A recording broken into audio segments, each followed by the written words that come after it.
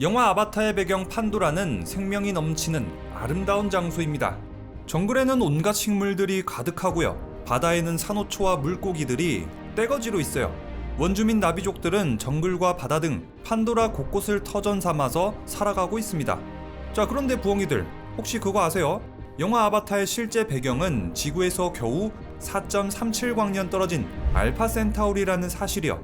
이 알파 센타우리는 프록시마 센타우리 다음으로 지구에서 가장 가까운 항성계입니다. 자, 그렇다면 영화 아바타의 배경 알파 센타우리는 정말로 영화처럼 생명이 넘치고 나비족 같은 외계인들이 있는 곳일까? 이걸 알아보기 위해서 우리는 알파 센타우리까지 엉이호를 타고 4.37광년을 날아갈 거예요. 자, 우리 태양계는 스스로 핵융합을 하는 별이 단 하나, 즉 단일 성계죠. 알파 센타우리는 알파 센타우리 A, B 이렇게 두 개 별이 있는 쌍성계입니다. 프록시마 센타우리까지 포함하게 된다면은 삼중성계가 될 텐데 이거는 아직 천문학자들이 연구 중에 있으니까 이번 영상에서는 편의상 쌍성계라고 할게요. 자, 어쨌든 알파 센타우리는 프록시마 센타우리 다음으로 태양계에서 가장 가까운 별인데요. 프록시마가 지구에서 대략 4.22광년, 알파 센타우리는 지구에서 불과 4.37광년 떨어져 있죠. 자, 이렇게 알파 센타우리는 지구에서 아주 가까운 곳에 있는 곳이다 보니까 지구에서 맨눈으로 밤하늘을 올려다봐도 아주 밝게 보이는 편이에요. 밤하늘에서 무려 세 번째로 밝은 항성이거든요. 자, 이제 알파 센타우리의 별들을 가까이서 한번 살펴볼까요? 알파 센타우리 A의 특징은 우리 태양하고 거의 비슷한데요. 먼저 지름은 태양의 1.22배, 질량은 태양의 1.1배, 광도는 1.5배, 표면 온도는 5790켈빈이죠. 알파 센타우리 B를 볼까요? B의 경우는 우리 태양이나 A보다 작고 가벼운 편인데요. 지름은 태양의 0.8배에 밝기는 태양 절반, 표면 온도는 5300켈빈이에요. 자, 이렇게 알파 센타우리의 환경을 보면 알겠지만 A의 경우는 우리 태양하고 거의 비슷한 환경이잖아요. 거기다가 또 지구에서 진짜 가까운 곳에 있기까지 하니까 이제 사람들이 별별 상상을 다 하는 거죠. 야, 우리 고양이 사실 알파 센타우리 아님? 알파 센타우리 혹시 외계 생명체 있는 거 아니에요? 아주 먼 미래의 우리 인간은 그곳을 제2의 고향으로 만들지도 모릅니다. 자, 이런 알파 센타우리에 대한 여러 가지 상상 때문에 영화 아바타의 판도라의 배경이 알파 센타우리가 된 거죠. 또 게임 스타크래프트에서 이제 테란 있잖아요. 그 테란이 알파 센타우리를 식민지로 만들기도 했습니다. 그 밖에도 아주 여러 매체에서 이 알파 센타우리가 아주 자주 등장하곤 했고요. 자, 그런데 말입니다. 뭐 상상하는 건 자유예요. 그런데 식민지를 세우든 외계인이 있든 하려면 먼저 지구 같은 행성이 먼저 있어야 되잖아요. 2022년 12월 현재까지는 이 알파 센타우리에 행성이 있는지 없는지를 모릅니다. 조금 더 정확하게 말하자면은 천문학자들이 이제 알파 센타우리에 행성이 있을지 없을지 열심히 찾아보고 있는 중인데 아직까지는 행성을 단 하나도 못 찾았습니다. 그래서 이제 학자들은 이 알파 센타우리에 행성이 있냐 없냐로 논쟁을 이어가고 있는 중이죠. 자, 먼저 알파 센타우리에 행성이 있을 거라고 주장하는 측입니다. 쌍성계, 삼중성계 등 다중성계는 외계에서 70%나 차지합니다. 게다가 이런 다중성계에서 행성을 발견한 경우도 아주 많지요. 오히려 우리 태양계와 같은 단일 항성계가 이 우주에서 더 적은 겁니다. 따라서 알파 센타우리가 다중성계라도 행성은 분명히 존재할 겁니다. 알파 센타우리에 행성이 존재할 수 없다고 주장하는 측입니다. 알파 센타우리의 경우 오히려 쌍성계라는 점이 행성의 존재 가능성을 매우 낮춘다고 생각합니다. 왜냐? 알파 센타우리 A와 알파 센타우리 B가 서로 중력에 영향을 미치기 때문이죠. 만약에 중력 간섭이 생긴다면 물질들이 뭉치기 어렵고 물질들이 뭉치기 어렵다면 행성이 탄생하기가 어려워집니다. 이 쌍성계에선 행성 대신에 소행성대가 생길 확률이 아주 높다는 뜻이지요. 우리가 아직 행성을 발견하지 못한 이유는 아마 이런 데서 기인할 겁니다. 제 생각은 다릅니다. 아무리 쌍성계라고 해도 행성이 존재할 확률은 높습니다. 왜냐? 쌍성의 경우는 두 천체의 질량 중심을 공전하기 때문에 천체들의 움직임은 단일성계보다 안정적일 겁니다. 또 그 천체들의 궤도는 단일성계하고 그리 다르지 않을 겁니다. 또 쌍성계는 태양풍을 줄여주기 때문에 생명체 발현 조건에 더 좋다고 생각합니다. 자, 이렇게 알파 센타우리에 행성이 있을지 없을지 논쟁하는 사이 또 다른 주장도 나옵니다. 알파 센타우리 A가 아니라 알파 센타우리 B 근처에서 행성을 찾아야 된다는 주장이죠. 아님들, 알파 센타우리 A보다 B 근처에 행성이 있을 확률이 더 높아요. 한번 들어보세요. B는 A에 비해서 운동량도 적고요, 태양처럼 안정적이거든요. 그러니까 다른 데 말고 B를 집중 공략해서 한번 행성을 찾아보자고요. 알파 센타우리에 과연 행성이 있을까 없을까? 이 전쟁을 끝내려면 그냥 실제로 행성을 관측해버리면 끝나죠. 2012년 10월 16일 알파 센타우리 B에서 행성이 존재할지도 모른다는 증거가 나왔습니다. 연구에 따르면 이 행성은 지구 질량의 1.13배 되는 지구형 행성, 암석형 행성입니다. 거의 지구랑 비슷한 거죠. 이 행성의 이름은 알파 센타우리 BB로 붙여졌습니다. 자, 그런데 이 행성의 환경은 지구하고 완전 딴판이라고 해요. 행성의 표면 온도가 무려 섭씨 1200도나 되거든요.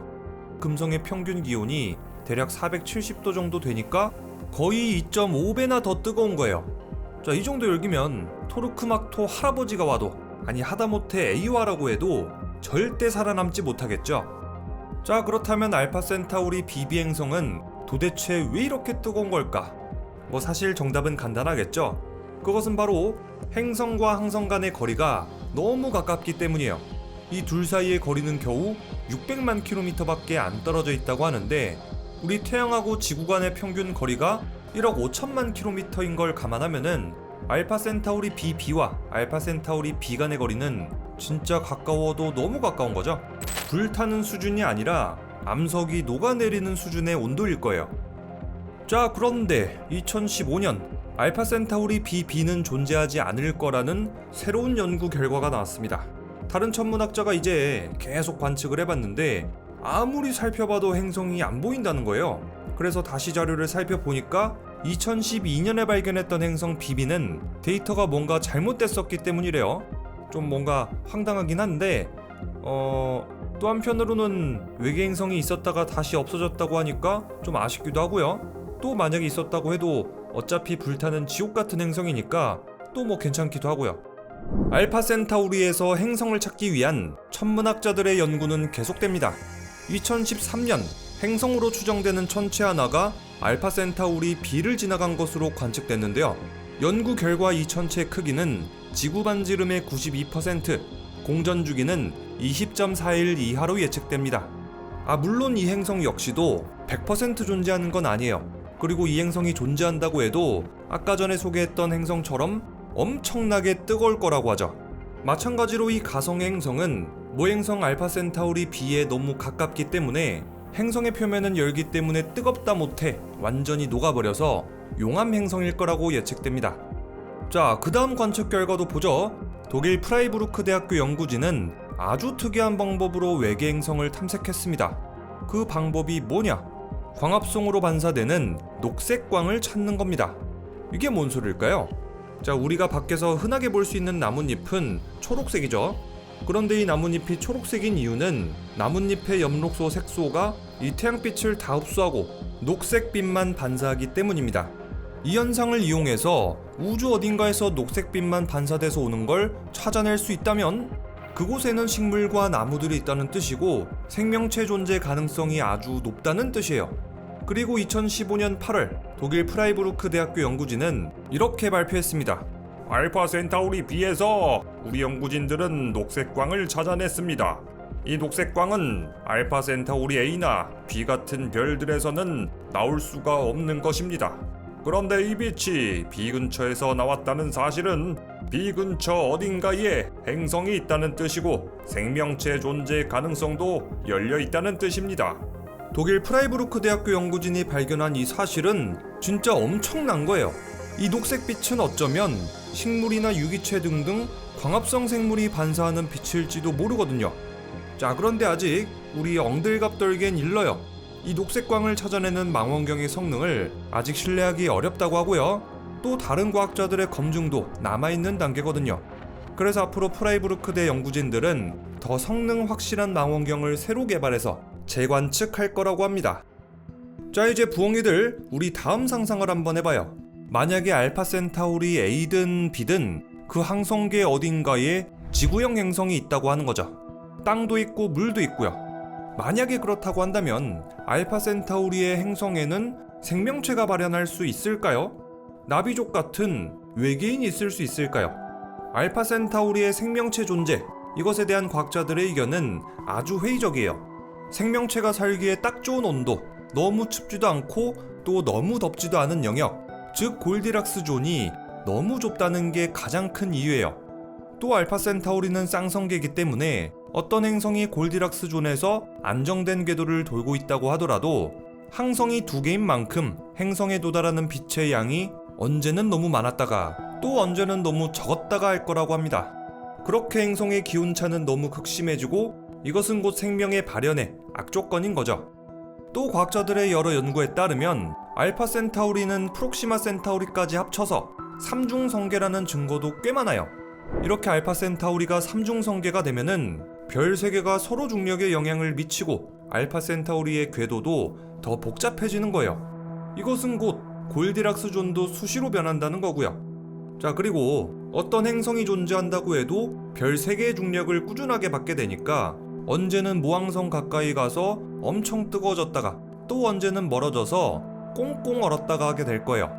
이렇게 항성계의 궤도 안정성이 떨어진다는 건 생명체의 존재 가능성, 그리고 나비족 같은 고등 생명체의 탄생 가능성을 크게 낮추는 요인입니다.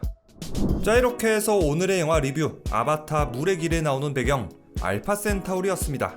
오늘 영화 리뷰 봐보니까 우리 부엉이들 생각은 어때요?